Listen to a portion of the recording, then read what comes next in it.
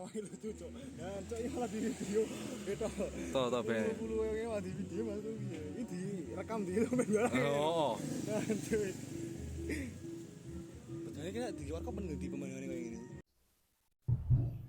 Mas, awal bukan mas. Halo guys, jadi saya kemarin telah melakukan ekspedisi, tepatnya di desa Wajak Kidul, Kecamatan Boyolangu. Saya bersama dengan 3 turut saya yang bernama David dan Amin Cenggo kemarin telah melakukan ekspedisi di makam Tumenggung Surontani. Tapi sebelum saya ke makam Surontani, kebetulan pada waktu itu perut saya lapar. Belilah saya mie ayam bersama dengan 3 curut kami yang bernama Davi dan Amin. Singkat cerita, setelah saya beli mie ayam, karena saya melihat ada penjual gorengan, belilah saya. Karena saya merasa bahwa nanti ini butuh suplai makanan ketika saya mau masuki area makam. Setelah saya membeli gorengan, saya mau berangkat menuju ke juru kunci dari makam Eyang Surontani yang bernama Pak Hamim.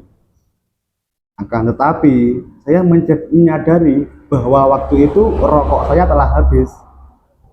Dan tak lupa pula saya membeli rokok dulu pada waktu itu sebelum menuju ke rumah dari juru kunci Eyang Surontani yang bernama Pak Hamim tersebut.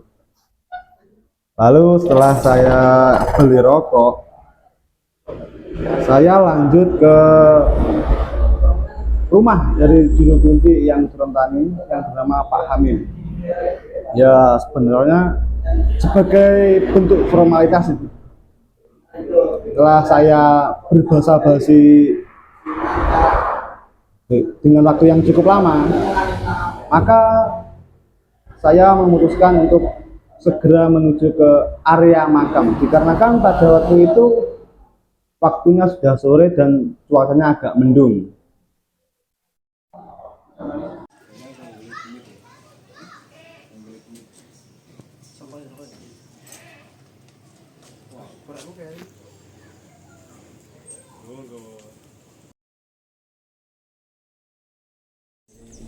Sepatumu anjing.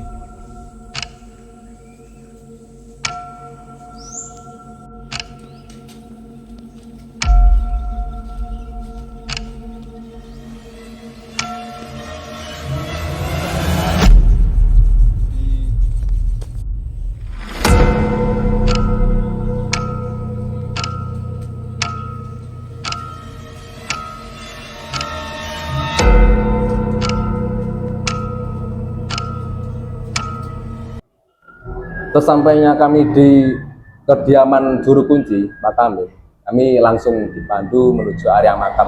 Ya kurang lebih jarak antara makam dan rumah Pak Kamim itu antara 300 meteran lah mungkin. Nggak jauh sih, 2 menit 3 menit sudah bisa sampai.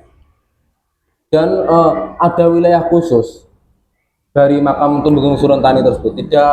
Maksudnya tidak gabung dengan makam-makam warga biasa yang lain. Ada seperti tempat khusus. Dan sebelum kami masuk itu kami melihat ada plakat cagar budaya yang menunjukkan kalau makam ini masih terawat lah hingga saat ini. Lalu saat kami masuk, kami juga cukup kagum dengan arsitektur dari pintunya, keren sih.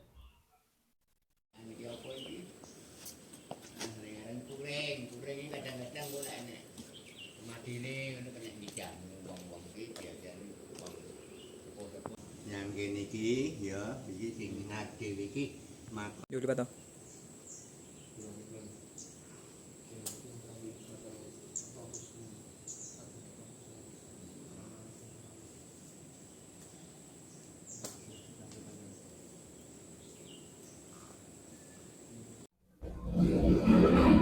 Yes. Jadi setelah saya memasuki area makam, di situ ada 2 tempat makam.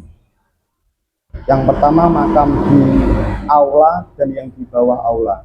Untuk makam yang di atas aula itu jumlahnya ada 3. Itu merupakan makam dari Raden Surontani I yang bernama asli Aryo Kusumo, yang bersebelahan dengan makam istrinya. Dan untuk yang baratnya itu merupakan makam dari Kertokusumo yang bergelar Raden Surontani II, yang merupakan salah satu anak dari Raden Surontani I. Dan untuk makam yang di bawah aula itu merupakan makam dari para abdi dalem dari Raden Surontani yang dibawa dari kerajaan Mataram pada waktu itu.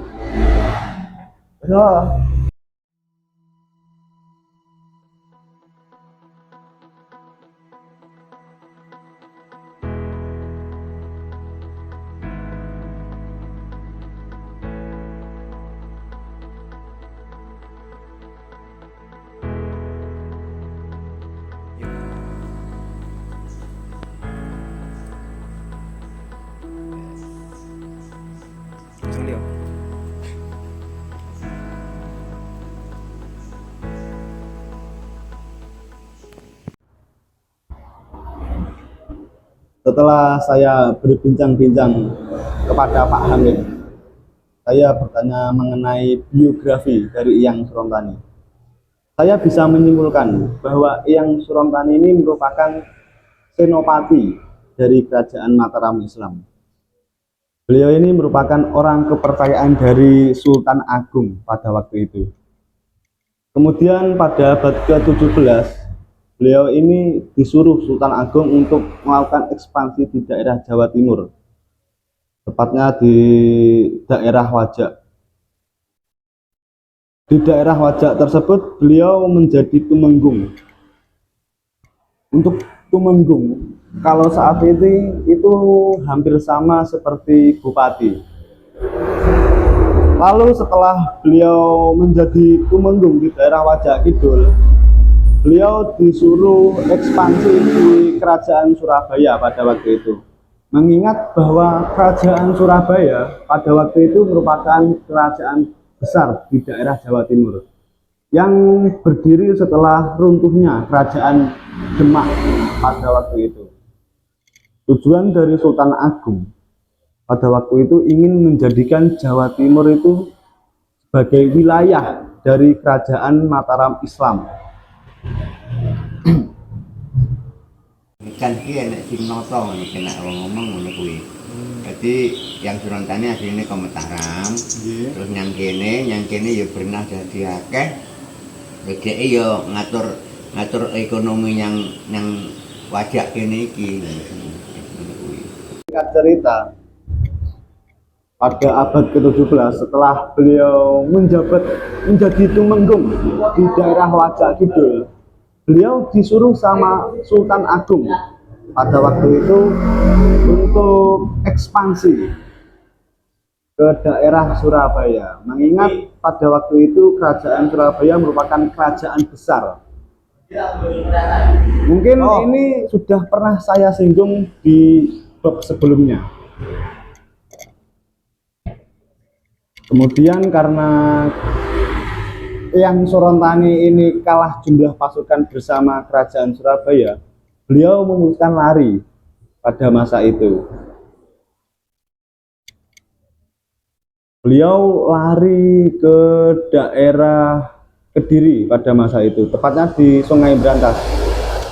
Karena beliau sudah dikepung, beliau memutuskan untuk menceburkan diri ke Sungai Brantas. Naasnya karena beliau tidak bisa renang, mungkin ya beliau belum melihat tutorial renang karena terbatasnya akses teknologi pada waktu itu, beliau meninggal. Kemudian jasad beliau dibawa sama prajurit beliau ke daerah asalnya, yaitu di Wajak Kidul. Karena mengingat pada waktu itu Eyang Surontani kan menjabat sebagai tumenggung atau bupati pada masa itu. Kemudian setelah Eyang Surontani wafat, maka putranya yang bernama Kertokusumo diangkat menjadi tumenggung yang bergelar Tumenggung Surantani II. Kertokusumo ini merupakan tokoh yang sakti mandraguna pada waktu itu. Dikisahkan pada waktu itu pernah terjadi pagebluk atau kalau sekarang itu penyakit. Dan Kertokusumo itu mampu menyembuhkan pagebluk di masa itu. Jadi beliau ini terkenal sakti. Selain menjabat menjadi tumenggung, beliau juga berprofesi sebagai tabib di kala itu.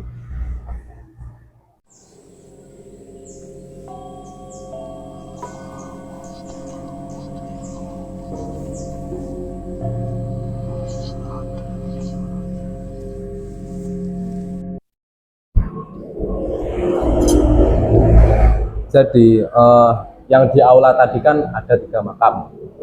Yang paling timur itu Mbah Surontani I, dan yang baratnya itu Surontani II, dan yang paling barat itu merupakan makam dari kalau Pak kami itu menyebutnya sebagai juru kunci. Guru spiritual. Nah, jadi ketika Mbah Surontani ketika ada masalah itu konsultasinya itu ke guru spiritualnya itu. Namanya kalau nggak salah siapa Mas? Mbah Joyontoko. Mbah Joyontoko namanya. Jadi dalam menghadapi masalah itu melakukan musyawarah dengan Mbah Joyontoko untuk ya menemukan keputusan terbaik lah. Nah, mungkin teman-teman bingung. Mbah Surontani I kan istrinya itu bersebelahan makamnya. Tapi Surontani II itu hanya sendiri, nggak ada istrinya. Jadi kalau menurut Pak Kamim itu makam dari istri Surontani II itu terletak di bersamaan dengan di area bawahnya, aula yang bawah, tercampur dengan makam-makam apa namanya abdi dalamnya. Jadi tidak ditemukan pastilah jasad dari istri Surontani II ini. Badan makam.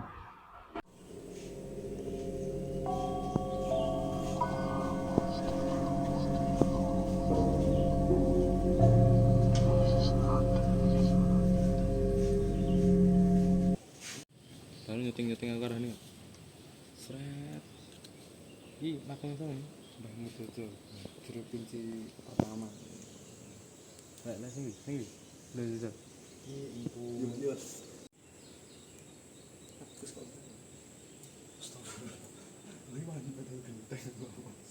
Transisi loh ini editan wis kok.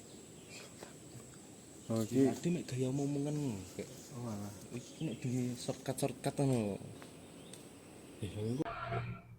Lalu kita masuk ke area bawah.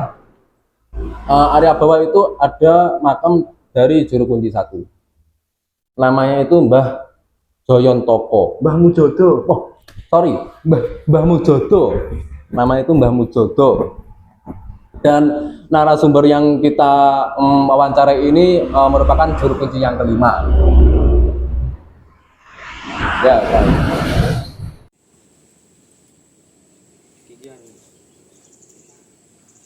Anu sel nyembah.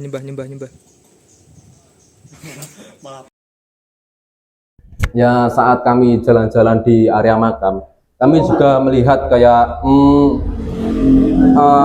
alat ibadah Hindu. Jadi itu kayak dupa lah istilahnya.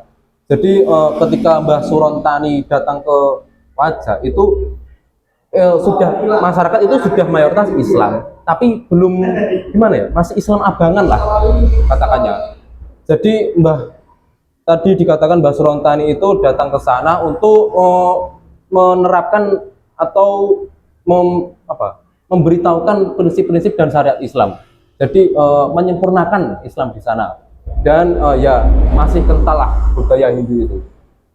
Dan kami juga melihat ada makam yang kayak ada patungnya. Kami coba tanyalah ke Pak Kamim.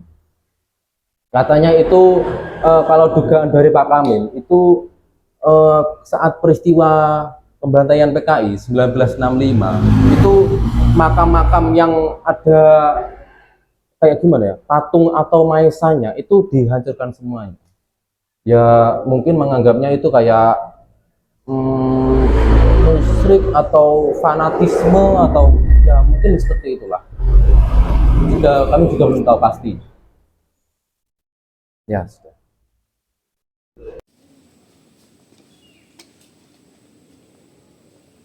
Iki buah nopo Pak namine Pak? Mojo. Mojo.